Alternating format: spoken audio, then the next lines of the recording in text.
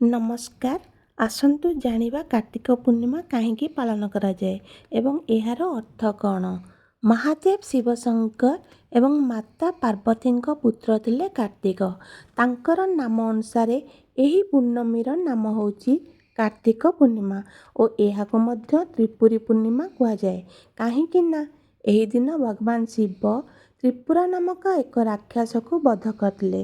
ସବୁ ପୂର୍ଣ୍ଣିମା ମଧ୍ୟରେ ଏହି ପୂର୍ଣ୍ଣମୀଟିକୁ ଶୁଭ ଓ ଶ୍ରେଷ୍ଠ ପୂର୍ଣ୍ଣିମା ମଧ୍ୟ ମନେ କରାଯାଏ। ପୂର୍ବ କାଳରେ ଆମ ରାଜ୍ୟ ଓଡ଼ିଶା ବା କଳିଙ୍ଗ ବାଣିଜ୍ୟ ବ୍ୟବସାୟରେ ବହୁତ ଆଗୁଆ ଥିଲା।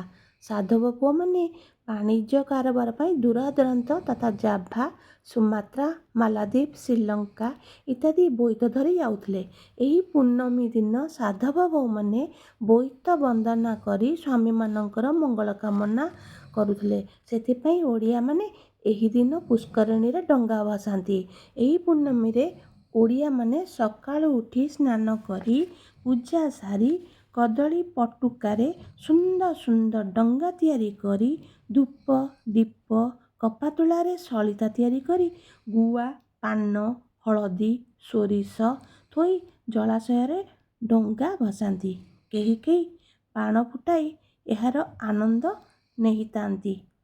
ଜୟ ଶିବ ଶଙ୍କର।